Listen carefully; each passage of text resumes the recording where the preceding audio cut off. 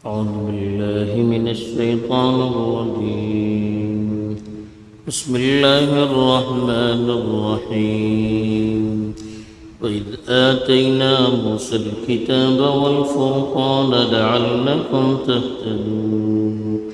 وإذ قال موسى لقومه يا قوم إنكم ظلمتم أنفسكم باتخاذكم العجل فتوبوا إلى بارئكم فاقتلوا أنفسكم ذلكم خير لكم عند بارئكم فتاب عليكم إنه هو التواب الرحيم.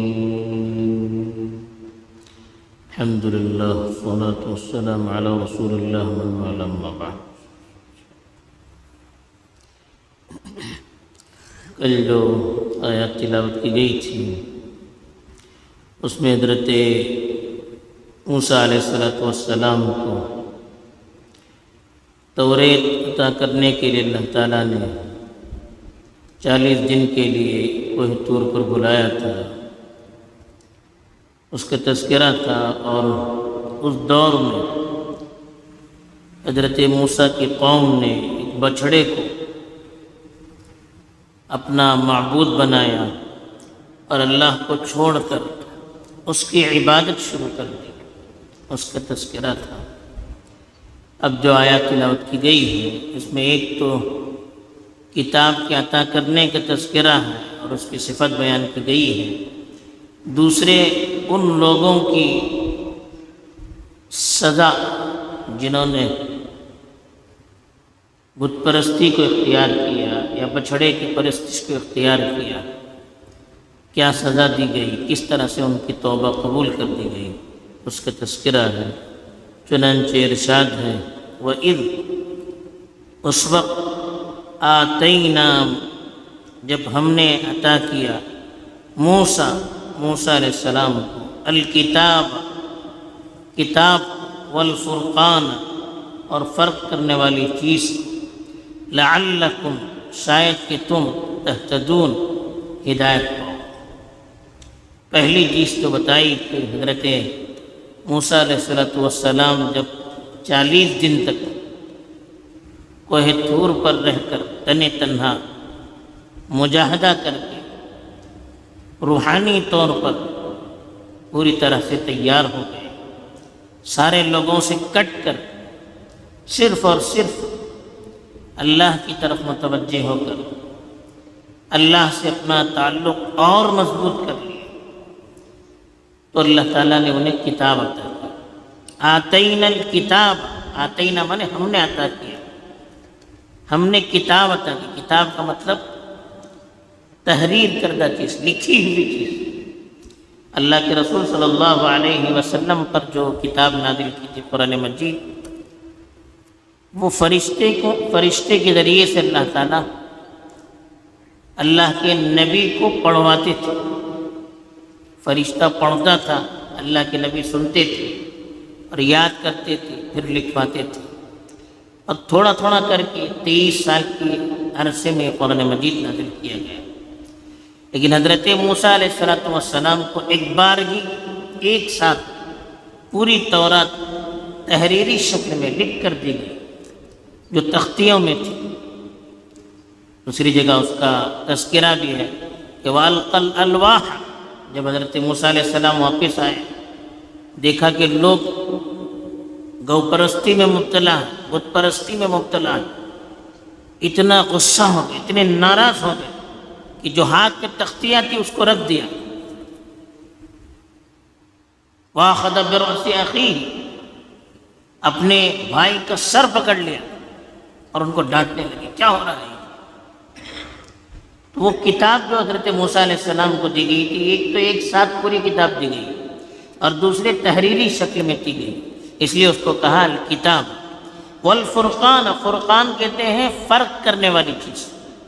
اب یہ الگ سے کوئی چیز نہیں. اکثر مفسرین نے لکھا ہے یہ الفرقان یہ توریت ہی کی صفت، یعنی توریت ایک تو تحریر شدہ کتاب تھی، لکھی ہوئی کتاب تھی، دوسرے اس میں وہ احکام تھے جس کے ذریعے سے حق اور باطل میں، سچائی اور جھوٹ میں، صحیح اور غلط میں فرق کیا جا سکتا تھا۔ انسان کو زندگی گزارنے کا راستہ بتایا کہ کون سی چیزیں صحیح ہیں، کون سی چیزیں غلط ہیں۔ یہ ساری چیزیں توریت کے اندر بیان کی گئی تھی۔ اس لیے توریت کی جو صفت تھی وہ ہے الفرقان، فرق کرنے والی کتاب۔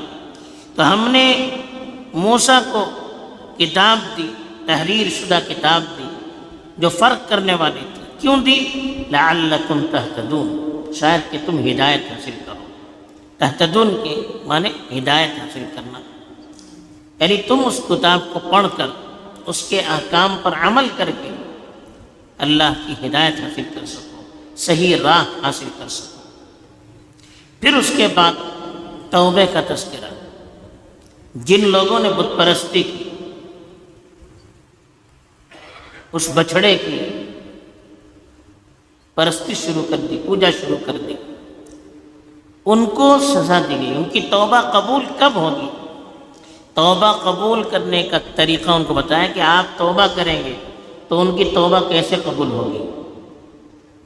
تو ان سے کہا گیا ان کی شریعت کے مطابق، بنی اسرائیل میں جو شریعت تھی، ان کے یہاں جو حکم تھا، اس کے مطابق ان کو بتایا کہ جن لوگوں نے بت پرستی کی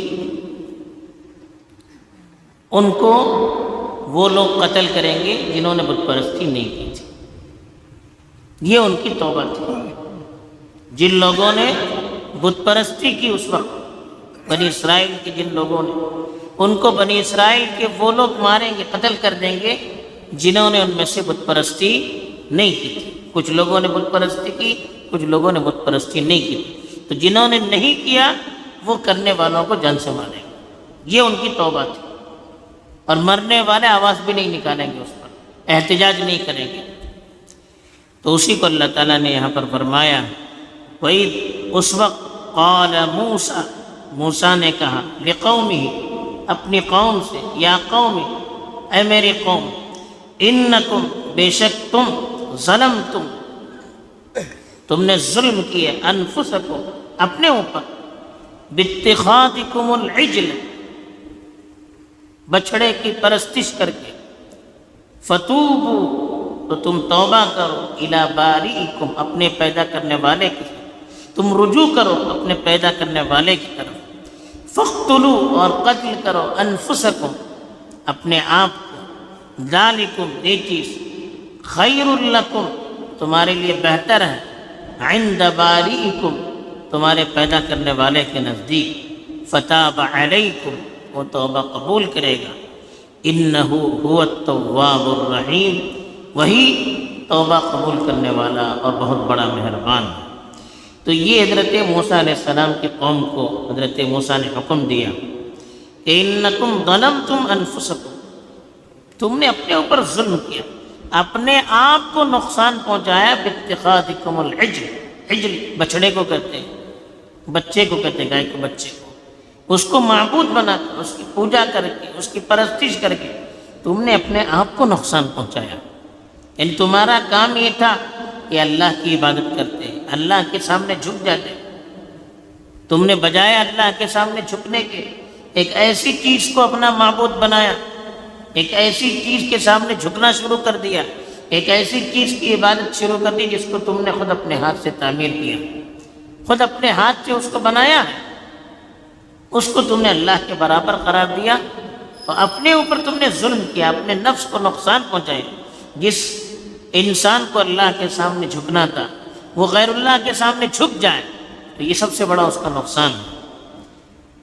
تو اس لیے تم کو کرنا کیا، فتوبوا الی باری، اب اپنے پروردگار کی طرف تم رجوع کرو، اس سے توبہ کرو۔ اب توبہ کیسے کریں؟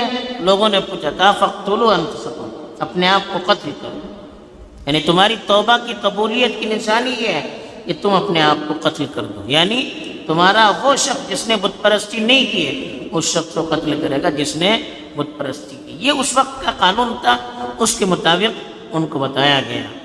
ذالکم خیر لکم عند باری، باری کہتے ہیں پیدا کرنے والا، بے عیب، ہر عیب سے بری، اور اس طرح پیدا کرنے والا کہ سامنے کوئی ماڈل نہ ہو، اور اس انداز میں پیدا کرنے والا کہ کوئی عیب نہ ہو۔ کہا کہ یہ توبہ کا طریقہ تمہارے لیے بہتر ہے تمہارے پروردگار کے نزدیک، اگر ایسا تم کرو گے فتاب علیکم، وہ تمہاری توبہ قبول کریں گے، کیونکہ اللہ تعالیٰ بہت بڑے مہربان۔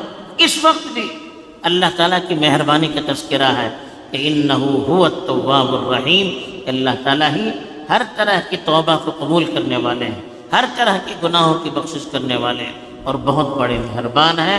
بہرحال اس آیت کے اندر ایک تو توریت کا تذکرہ کیا کہ توریت کی صفت وہ ہدایت کی کتاب تھی اور حق اور باطل کے درمیان فرق کرنے کی کتاب تھی۔ دوسری چیز بت پرستی کتنی گھناؤنی ہے، یہ بتایا کہ اس سے بہتر یہ ہے کہ آدمی اپنے آپ کو مار دے، بت پرستی کرنے سے بہتر یہ ہے کہ اپنے آپ کو مار دے۔ تیسری چیز یہ بتائی کہ آدمی کتنا بڑا گناہ کرے، اللہ کی طرف رجوع کر کے جو توبے کا طریقہ ہے اس طریقے کو اختیار کرنا چاہیے۔ لیکن آج کی ملت میں یہ سزا نہیں ہے، آج آپ شرک کریں گے، بت پرستی کریں گے، اللہ کے پاس سچی پکی توبہ کریں گے تو اللہ تعالیٰ گناہوں کو معاف کر دے گا۔ اللہ تعالیٰ ہمیں صحیح سمجھ عطا فرمائے اور اپنی باتوں پر عمل کرنے کی توفیق دے۔ آمین۔ وآخر دعوانا الحمد للہ رب العالمین۔